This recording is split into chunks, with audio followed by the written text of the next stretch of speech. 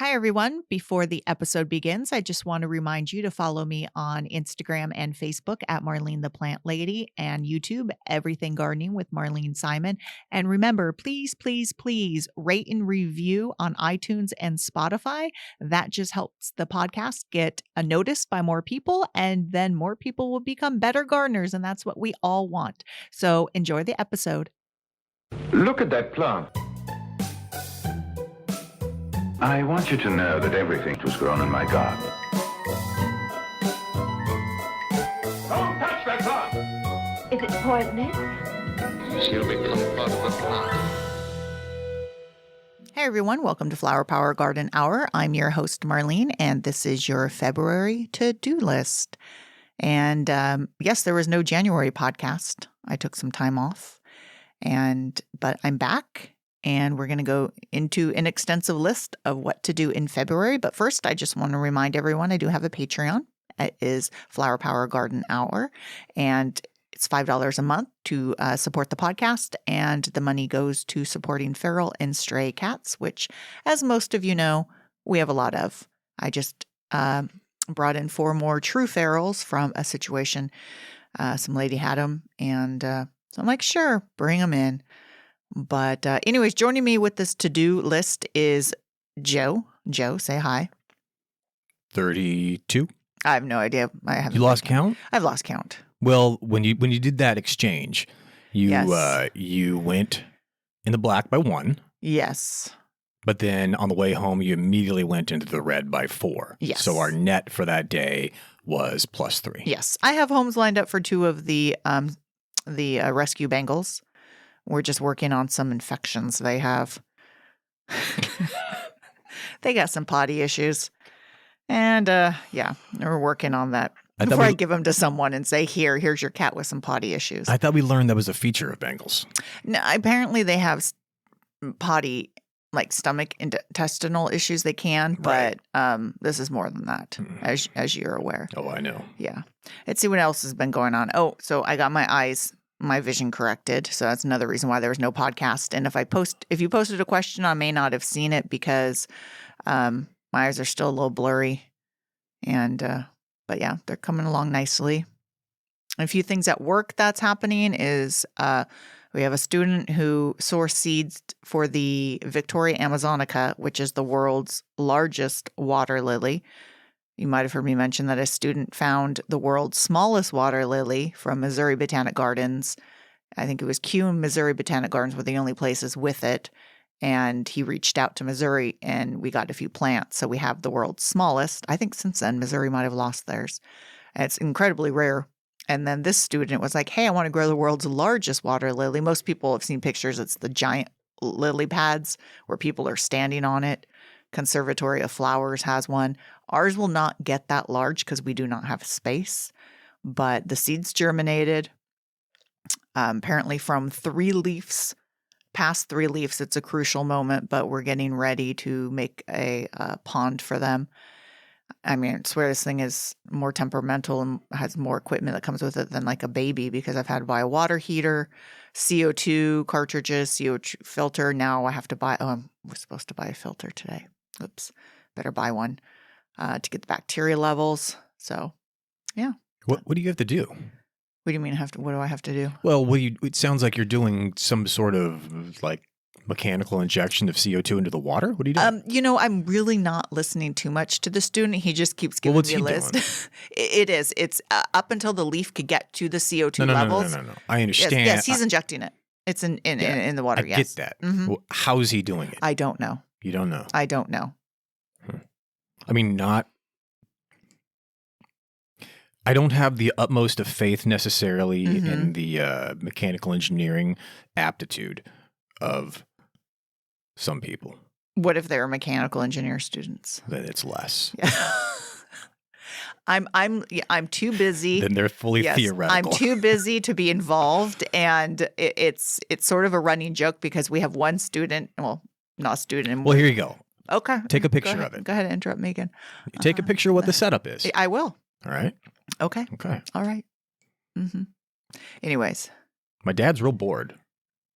Oh, I got plenty of stuff for your dad to do. Well, That doesn't I involve know. growing a giant water lily. Well, This I'm talking about student- small mechanical stuff. Oh, yeah, Because, yeah. he can't Yeah. run around right Yeah, now. because he needs ankle replaced. Yeah. Yeah. Okay. All right. We'll see. All right. So Patreon, Flower Power Garden Hour. Remember, I'm on Instagram, Marlene the Plant Lady, Facebook, Marlene the Plant Lady, and follow me. And on Instagram, that's where the best places to post questions is direct message me there. So let's get started with February because it is a busy month for gardening. And for me and people in Zone 9, it's mid-February. It's like spring. I saw the first almonds blooming today. The bees are moved out to the almond orchards already. Of course, we're supposed to get huge amounts of rain. Of course, a lot of our rain comes in spring. But temperatures should be warming up. Things are going to start blooming soon. So it's almost spring, mid-February, spring. But here's some things. Go ahead. You're gonna disagree with me on that one. No, I'm not going to disagree. Well, you can because technically March 20th is spring. We've had this conversation every year for a long time. That it seems that the wet and cold always does, at least over the last 5 to 10 years, seems to last a bit longer or even exaggerate deeper into the season. Yes. Okay. Yes. So, what makes you think this will be different? But I said that spring is still rain. It's just the temperatures are warming up earlier. But I thought we had cold spells the last 5 years as well. Yeah, but if it's consistently warmer, the blooms are happening earlier, so the temperatures are consistently. We've had some major freezes, Right. but Isn't that a major issue? Well, yeah, if it's hit wrong, like a few years ago, we Right. had the pictures of the almond crops were destroyed. Yes. Last year we got the same thing. Mm-hmm. I think lucked out in the almonds last year. I think growers did. Yeah, they did. But there was The a previous freeze. year, yeah. Yeah. So just fine. It's still spring though, Joe. It's still spring. So we just go off of the date that it's been and you just don't change. I go off of when I go out and I see things blooming. Does the Farmer's Almanac change? Do they ever update and go hey, based on the last 10 occurrences? I don't know. Is this a quick fire questioning at me? This is not even letting me answer the questions. I'm just it's static or if I it don't know. changes. When's the last time I've read Farmer's Almanac? Maybe That's you should more pick one something up. you would read. You'd probably enjoy that. You're like, Marlene, I just sat and read 5 pages of data. It was amazing. Does the Farmer's Almanac have data? I thought it was more sayings and stuff. I think they have data. Hmm. Yeah. When the moon sets, when the sun rises, tides, all that good stuff. Average temperatures. Yeah. Can I get started? I just waved you on. Oh, okay. I was just waiting because I was expecting just some interjection. Okay. All right. So to plant your vegetables. So February is an interesting time because a lot of people are already thinking of, summer crops. But February is an interesting time because it's when you could plant, if you haven't and you missed out your first round of like cauliflower and broccoli, you could plant your either second round or your first round of broccoli and cauliflower, but get them as plants. And that's the thing is some nurseries might be sold out. They might not have gotten new ones in. But if you could find cauliflower plants and broccoli plants, plant those. Cabbages, you could also put in plants or direct sow seeds, direct sow carrots now. Your collards, your Swiss chard, go ahead if you find plants or seeds, plant them, direct sow them. Same thing with kale. Leeks, if you find plants, go ahead and plant leeks. Peas, direct sow them. And loose leaf lettuce and mustards. And towards the end of this month, beginning of February is a little too early, but you could start planting potatoes. And so what I mean by that is your seed potatoes, which means are the potatoes that you find at the nursery. Or if you go to the grocery store and you buy potatoes and you could start germinating them. And then through the quote eyes, which are the nodes, that's where the growth occurs. And then you could plant them as well. So that is for vegetables what you're going to plant in your garden right now. And yes, you could start thinking and starting to sow your tomatoes depending on how early you want to plant them. Now, I generally plant tomatoes about mid-April, May. So it's a little too early for me to plant some tomatoes, but I know people do risk it and plant sooner than that. And it just depends on the weather. I'm definitely going to start my flowers. I'm going to do a lot of cut flowers this year with a friend. So I'm going to start sowing those inside to get them big enough to direct sow them or plant them in the ground. Now, a lot of these flowers you could direct sow, meaning you take the seed and you put it in the ground, where sometimes I don't like to do that if I want like an actual row or an organized system, as I want to have the plant started. And that way I could really monitor if birds are getting at them. I could cover them more, because some of these emerging seedlings are very susceptible to snails, slugs, earwigs, peel bugs, birds. And it's fine if you just sort of go out and you toss a whole bunch of these flower seeds down and you don't care and you planted an abundant amount. But if you're trying to have like a row, that's why starting them inside is a little bit smarter, in my opinion. And so what we're going to start first, sunflowers, you could direct sow in March. And I generally have a pretty good result with direct sowing them without pests. So direct sow in March. I'm going to start planting them now. So I'm going to move the plants out in March. Strawflower, which is a great flower, it's already coming up, reseeded itself in garden areas. But like I said, I want to do a nice organized row because it's a great cut flower. Zinnias, cosmos. So those are going to be the first rounds of the flowers. Now, sweet peas, which I absolutely love, they're already coming up. I haven't planted them in like 3 years, but when you let them go to seed, they fall down and they just become almost like a weed.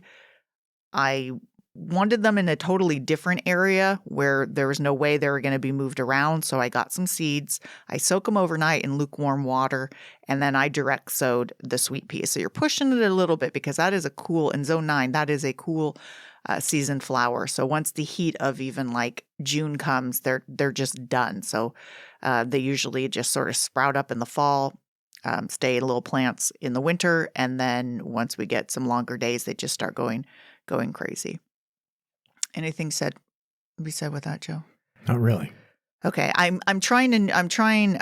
So on good day, I'm going to talk about seed starting, and how I generally do my seed starting is I like the larger 6-pack cells, and that way I don't have to move them up into pots. I could go. Of course, you could start them in the small 6-packs, but you have a little bit more leeway of less root bound if you don't get them out into the ground. So if you plant them too soon, the larger 6-packs, a little more leeway. And I'm going to use the Pro Mix with mycorrhizae, which is has multiple purposes. We use it at work. It's basically like any seed starting mix is generally a peat moss with a perlite that has the added mycorrhizae in it. You want something that's going to hold moisture, and the perlite adds some aeration. Generally, your potting soils are just too loose. And if you have it in the small cell, there's just not enough water. And the key with growing seeds is you can't let them dry out. If you even go like a day and you look and the soil's bone dry, you might have killed the roots off. So on the other hand, you don't want to keep them so wet that you're getting, fungal gnats. So it's this nice balance of moisture, and peat moss holds that. So, and then I do use a bottom heat, just a heat mat. And for the ones that do require, there are different seeds that require light to germinate. So you want to get the lights on sooner. Others don't require light to germinate. So a light's not necessary. When a light becomes necessary is, say you're growing tomatoes and they're coming up and you just don't have bright enough area, or it's super cloudy out, for like a week or two. Even though they're on the south window, they could get really stretchy. And almost always, the nice thing about tomatoes is when you go to plant them, you could bury the stems deep. So, you eliminated that. Even if you don't plant them deep, they generally come back just fine. It's just more of they're a little floppy and more difficult to work with. So I like having a grow light. And these LED lights are super cheap. The strip lights that you could just daisy chain them together. They don't have a lot of heat output. They don't cost a fortune to run. You do have a question about those. Yeah. Lighting. Has anything changed in the lighting world? Because even up until a couple of years ago, you had those big metal boxes with what appeared to be like little diodes of some sort. Are you talking about? So, I mean, huge amounts have changed in lights in the past couple of years. Okay. Yeah, I mean, So you have several of them. Where those big boxes, right? Yeah, the high pressure sodium and metal halide, and those are the capacity, the boxes, the transformers, basically. They're Right. like 1,000 watt. Right. And then LEDs came and they only glowed like purple. And then now you have the clear white and they're full spectrum. And, the ones we have at the conservatory, that's replaced our 1,000 watt high pressure sodium. Those have I want to say like 8. Oh, how many light bars across? As much as 8. And those were, this was like 3 years ago. They're $1,500. They've already come down, right? And we could dim them and change them, but the heat isn't there, so you don't have to worry about burning plants, and it's way cheaper, way lighter. So yeah, I mean, and I've had growers who come in. They're like, "Oh, your Gavita lights are already out of date. You could get something even better." And we're like, "Well, we're not going to go and switch them out." So okay, so you're saying that the better, newer is the LED version? Oh yeah. Okay. Well, I don't know. Yeah, everything's LED. Everything's like the gold standard. Got it. Yeah. Okay. Mm-hmm. All right. Yeah. All right. Let's see here where I was at. Okay, so planting bare root. So January is when, the nurseries got their bare root, and that just means, roses and fruit trees came in with no soil around them. And, you might have gone to a nursery and see them in bins of sawdust. That's one way, or bagged. The ones with sawdust is nice because you could pull them out and inspect the roots. Of course, you're like, ask them first because they're packed in there, and you want to make sure if you don't like one, you could get it back in covered with sawdust because you don't want the roots to dry out. But it is nice to be able to examine the roots. If you do buy them in a bag and you can't get to them right away, make sure it's not where water will get in the bag and saturate and kill the roots. Always look for damage around the graft. They're grafted, so you want to make sure there's no sap oozing from it. Too much peeling. There's always going to be some bark peeling around the graft. Make sure the trunks and all these are straight. Minimal branch death, especially with fruit trees. Roses, every once in a while you'll see one that's dead. I mean, obviously the goal is to find none. Even distribution for roses. For fruit trees, if you're going to keep them low, remember they're going to be like a 6-foot whip is what they call it, but you're going to chop it down to anywhere from 2 feet to 3 feet if you want a shorter plant. So it's not necessary to even look at the structure of the fruit trees up high. Of course, if you have a grafted fruit tree, you never want to cut like that. Of course, this is just for a single variety fruit tree. Your asparagus is considered bare root. You can find asparagus crowns.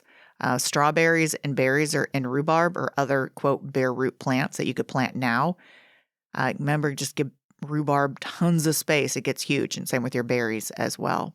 Speaking of asparagus, if you haven't cut yours back, do so now. And that's a note to myself because I haven't cut it back yet because the spears are going to start emerging up. So you're going to want to cut all the dead down to allow the new spears to come up without having to go through the dead. Let's see what else. Fruit trees. I've seen almonds blooming. The peaches and nectarines aren't going to be too far behind. So if you haven't gotten a spray in yet for a peach leaf curl, do so now. Of course, with the day, that's not going to rain the next day, so it doesn't just wash off. If you have pests, make sure you do a dormant oil on your fruit trees. It just helps to smother overwintering insects.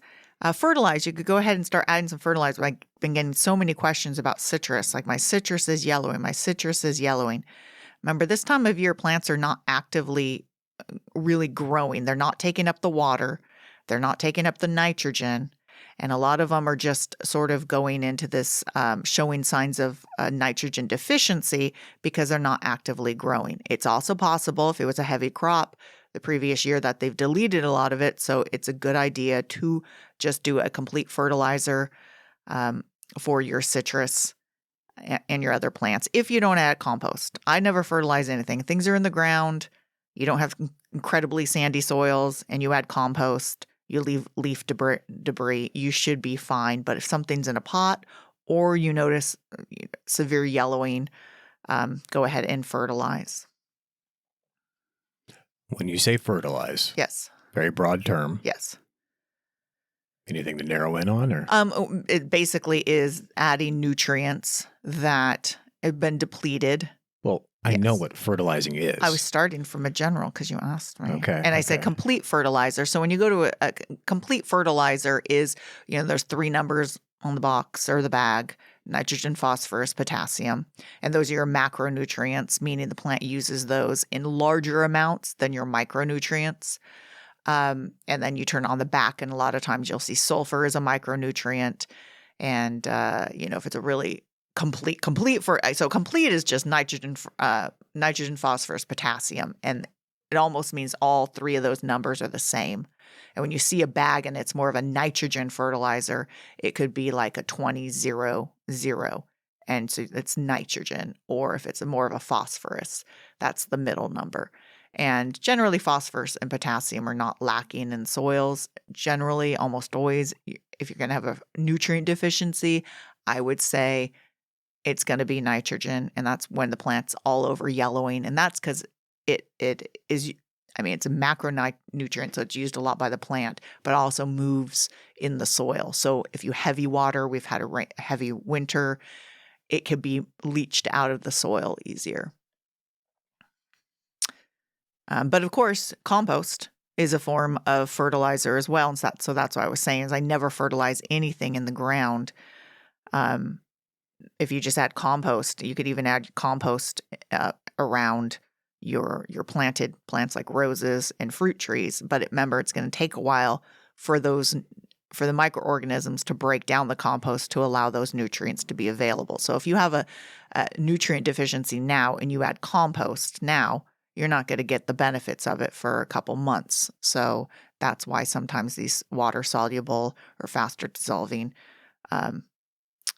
fertilizers are better.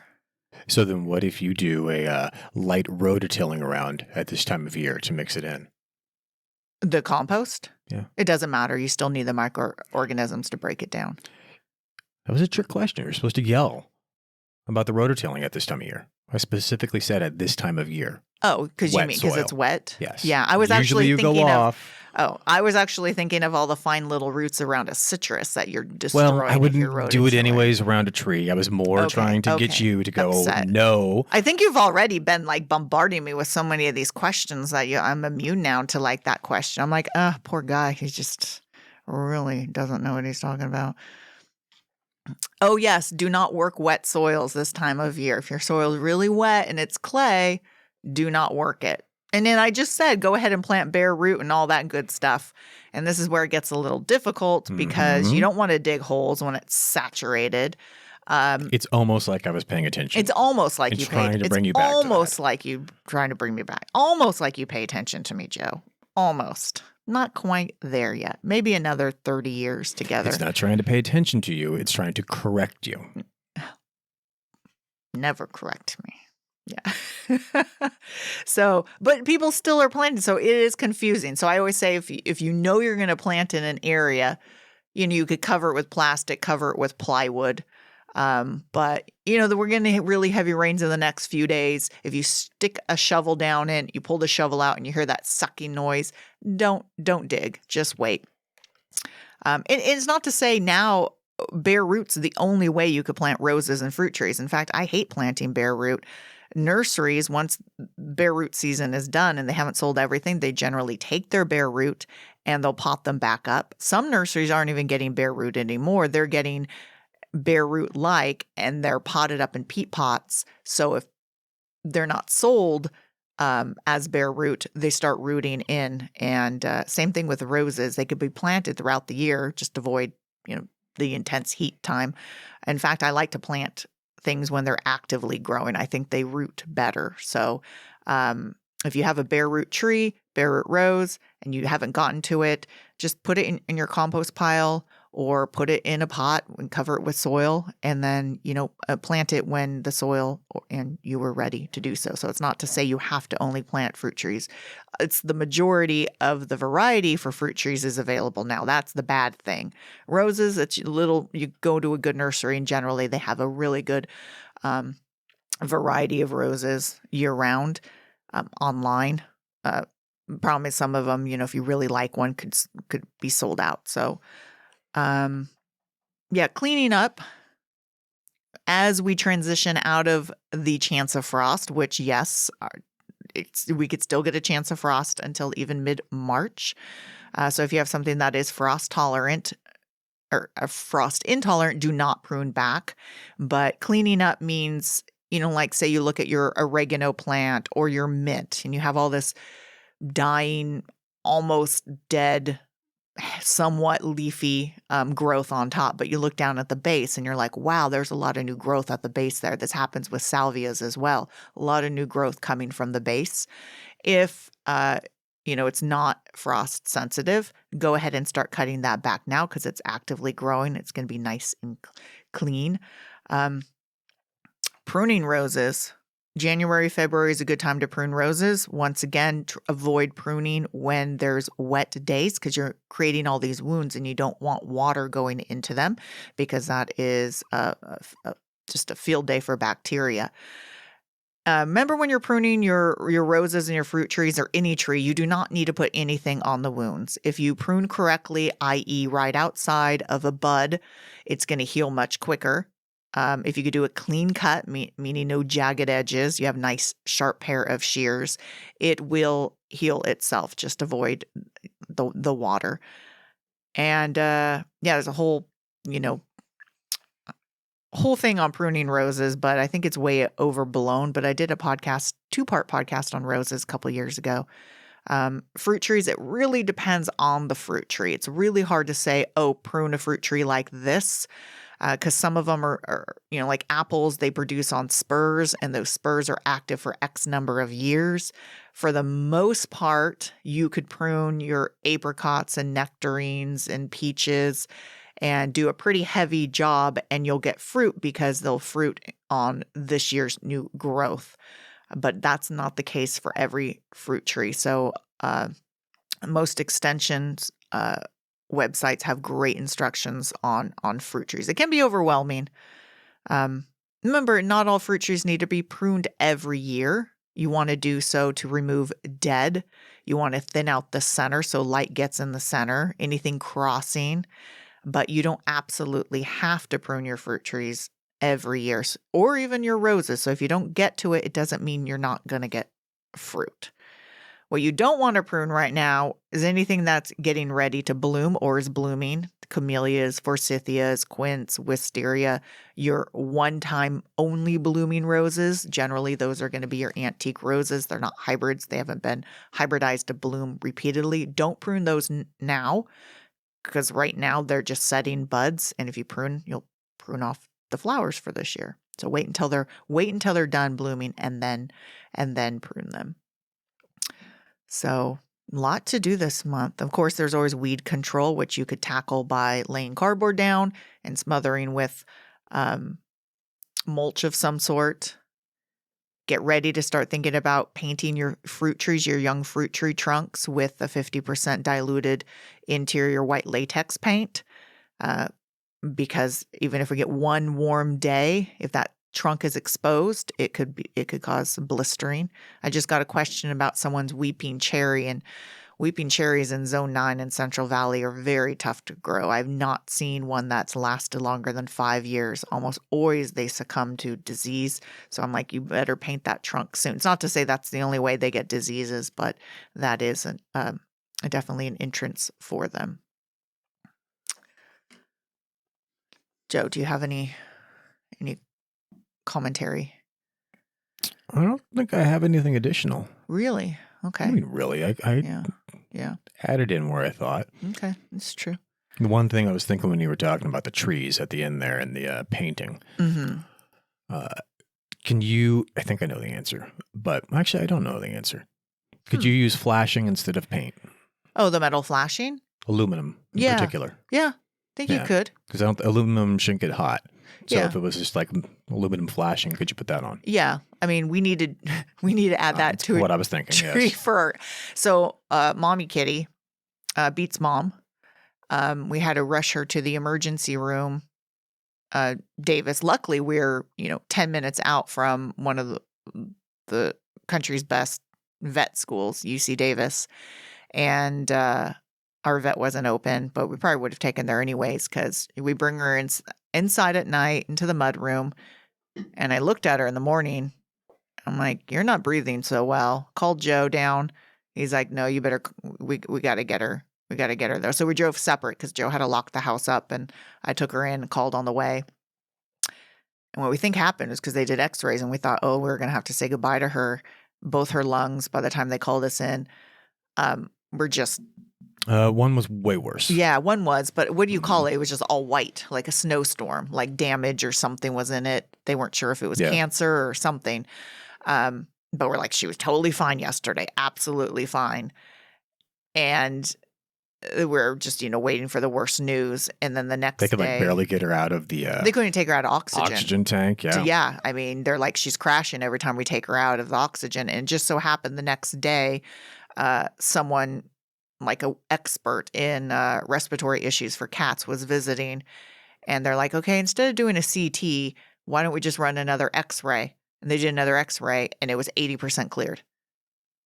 And then they called me. I'm like, are you serious? They're like, yeah, you could pick her up today. We're like, this is amazing. So when you went and picked her up, they wanted to keep her as a mascot. And you said all the vets were gathered around. Yeah, and talked forever. Yeah. Yeah. So and she's good. We haven't let her outside. But then they all bowed down before her and did the sign of the cross on the way out. It was very odd. And then we go clean her poop out. And we're like, oh, here's a little kitty. But what we think happened was she fell out of a tree because she must have fallen. That's what the vet says. Yeah. They say there could be because there was no signs of an injury. Yeah. External. Yeah. External. Like being picked up by a hawk because we think we had a cat that happened too. That's not one of the things that No, they brought that's up. one of the things they brought up. They said there's no puncture wounds. Yes, they did. Okay, they said puncture wounds. They didn't say from a hawk. From a talons. They were saying from a fight. They never brought up a hawk. Yes, they did. You weren't there. I guess you were there. Whatever. They never brought up a hawk. I think we did because remember when Love got picked up by a hawk and fell and then she broke her rib? No. Okay, well, you don't remember. You don't remember all of our children. Anyway. Have you been watching The Wizard of Oz or something? No, I have because not. That was monkeys, Joe. That was flying monkeys. I know, but it's like the equivalent. That might have been a possibility, too. Anyways. I don't think we had a cat get picked up by a hawk. Yeah, we think that's what happened. You think that's what happened? Vet and I think. Okay, can we go back to the flashing? So basically, we were going to put flashing around this one point in the tree because then the next day, I'm looking and then one of our other cats is climbing the tree and they can't get down. And next thing I do, I see this cat fall smack on his side. I'm like, you've got to be kidding me. So metal flashing. So people use metal flashing to prevent sapsuckers, woodpeckers from getting their tree trunks. You can use the metal flashing to prevent sunburn. You don't want to put it on too tight because you never want water to seep in and be kept between a barrier and the tree because that could just lead to more growth. Just loosely, not so tight. And also as the trunk is expanding, if you left that on, it could girdle the tree as well. So you just want some aluminum flashing, just snug enough around. Right. Yeah. Right. It still would do the paint just because, but yes. Mm-hmm. Okay. Yeah. So yeah, decent amount going on. Of course, remember, I'm in zone 9. Your zone could be completely different. I'm releasing an episode this month from someone I follow on Instagram for a while, Terry, and she lives in zone 3 in Montana, and no way in heck is she doing most of this. She has grown vegetables in a greenhouse, and I was shocked that she grows roses. But this time of year, I said, what are you doing? Are you just sort of, she's like, oh yeah, not doing much in the garden, just the greenhouse. So of course, this is all dependent on your zone. So hopefully, of course, there might be more things that I missed, of course. But go ahead and email me if I left something blatant obvious out. And you could email me at marlenetheplantlady@gmail.com. You could send questions there. Remember to follow me on Facebook and Instagram, Marlene the Plant Lady. And remember to follow and leave a nice review on the podcast where you can on Spotify or on Apple Podcasts. And if you want to join Patreon to support the kitty cats and the podcast, it's Patreon Flower Power Garden Hour, and it's $5 a month. And until next time, everyone, happy gardening.